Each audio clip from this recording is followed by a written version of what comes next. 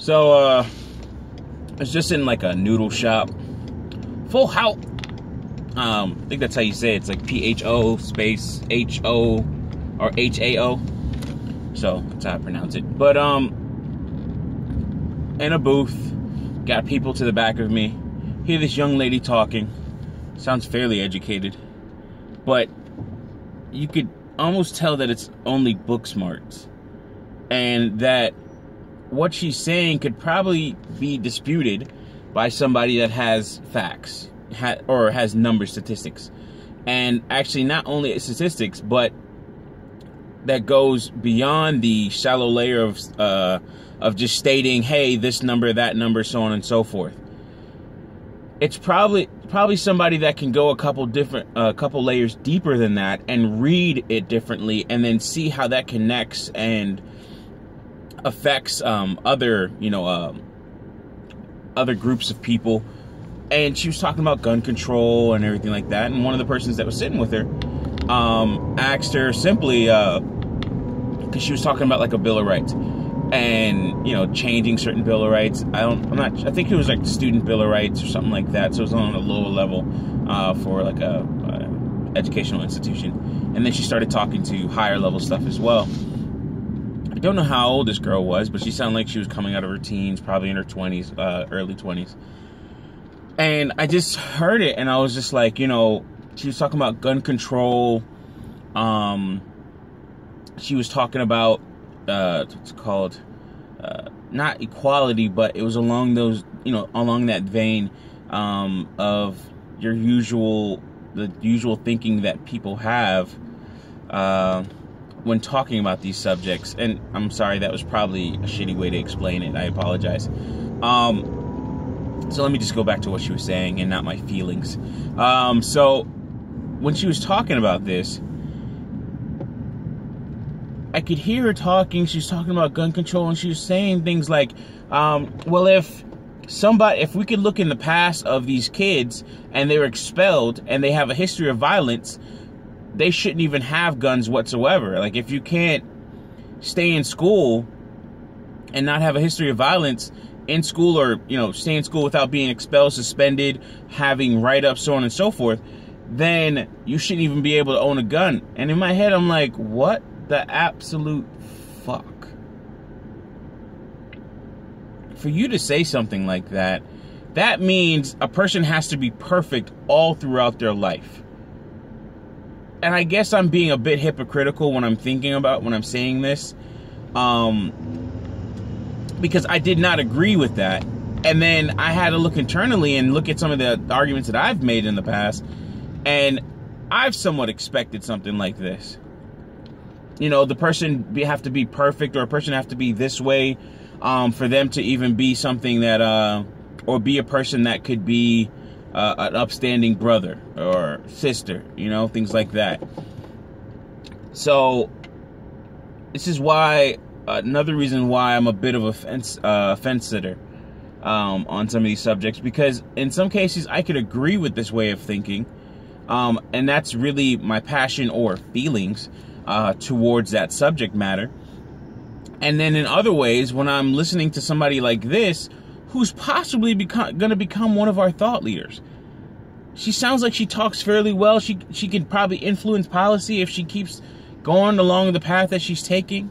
You know, if nothing else, sidetracks her, takes her off her path, she could be one of our congresswomen, our senators, possibly a president.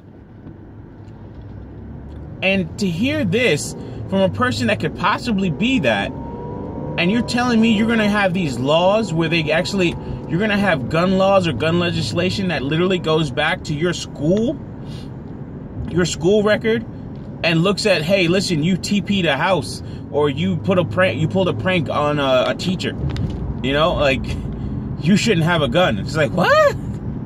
Wait. Something from when I was a child. Again, I had to look at even the hypocrisy in some of my own arguments. Had to look at it. And I was just like, holy shit. I've always understood what other people in the manosphere said about Pookie and Ray Ray.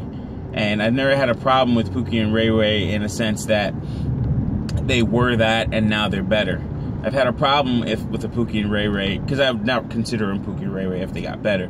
I would consider somebody that has, you know, evolved, matured somehow, and gotten better in their way of thinking and the way they behave with other people. And to use a racist judicial term, rehabilitated themselves and become a good member of society, whatever that is, right? But I heard this shit and I was just like, holy fuck. These are the people that are going to actually... This is a person that's probably going to actually change some type of policy, enact some type of change that we're all going to have to live under just because they have good intentions and they want to stop... they want to stop gun violence. And it's like, this is crazy.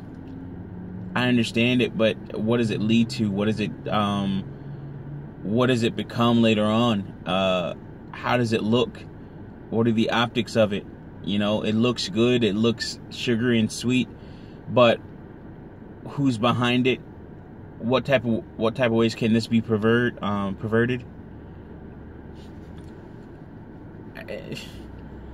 I had to really, again, there's always things that happen in life that makes me look within myself and look at some of the things that I've said. And again, this is why I'm a fence sitter, because I believe both sides are right.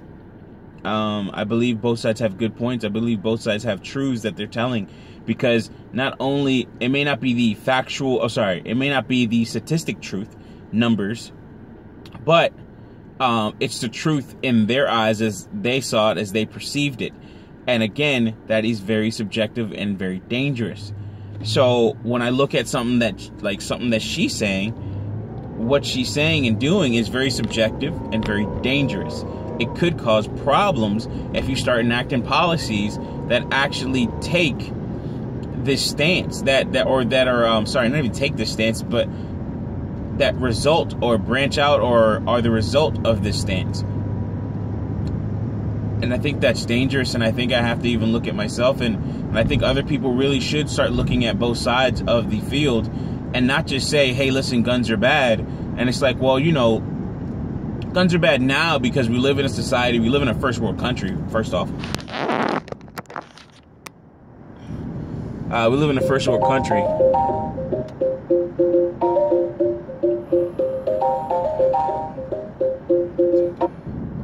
We live in a first world country where some of these things like guns and so on and so forth are not needed as much.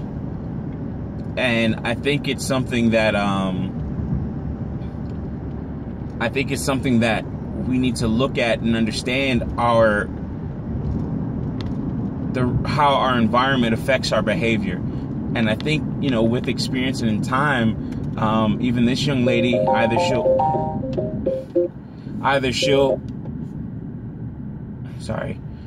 she'll change her mind, change her tune, or she will possibly double down on it in a sense and become stronger, or take up this point even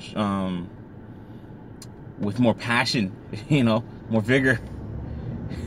She might want to do it more. She might actually believe in it more and be even emboldened and strengthened by, you know, some of the opposition. You know, I just heard this and I had to think about it. There's no real, I don't even know what I could name this video, but it was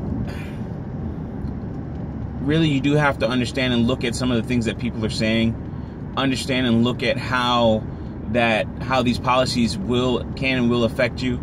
Understand that if you continue to just turn a blind eye to some people and what they're saying and not challenge them, that person can grow up or go to be or influence people that will become our leaders, whether by government or thought leaders of groups, so on and so forth.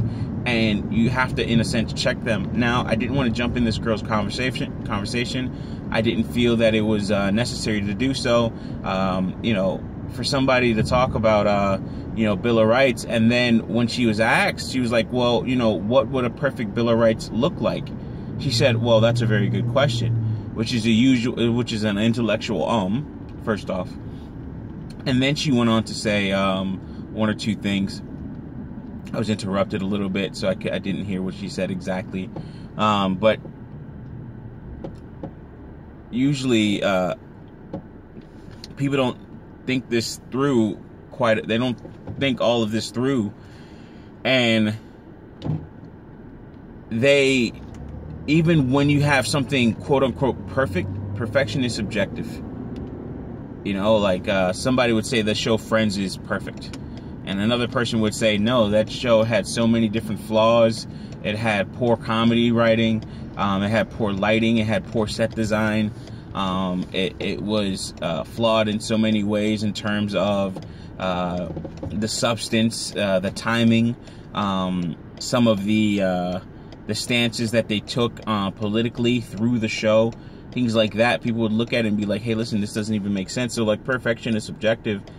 And that's kind of the problem, and that's kind of the what we're living under now, or what we're seeing socially out in the ether now, is that people have this concept or vision of perfection that isn't perfect to everyone. And again, the more and more I look at government and the way things are, the more and more I understand that you can't have this type of I don't know if conceptual granularity or political or policy-based granularity. So you can't just come out and say, hey, this policy is for this. And it's like, well, if you just do it for every little thing, it's just not going to work. And there's going to be so many loopholes in it. So, yeah, I guess it's a loose ramble. She didn't make me mad, in a sense. She just made me think. And she made me understand and see that these people that are talking for us, these people that we see as leaders of our socio-political movements, they're talking like this. They're saying things like this. They have their truth or their experiences. They have their truth or their experiences, and in that they make these, I guess, decisions for other people, and then call them policy. And that could be dangerous for us, especially if we don't look out, we don't talk, we don't understand, we don't listen to these people, we don't listen to other people that are actually talking about these things and critiquing them. This could be very, very dangerous. But I think we should also reason with one another and try to understand better, and not be fence sitters, because at some point you do have to make a decision. There's some things that I do not sit on the fence on. I'm either one side or I'm not. But I think being a fence sitter, or being a decent fence sitter, is listening to everybody. Even myself, I had to listen to the grapevine, even though I hear some of the things that they say and I'm like, that's just bullshit. And I feel like they're whining millennials. So that's my thoughts. Wish you all the best. Thank you.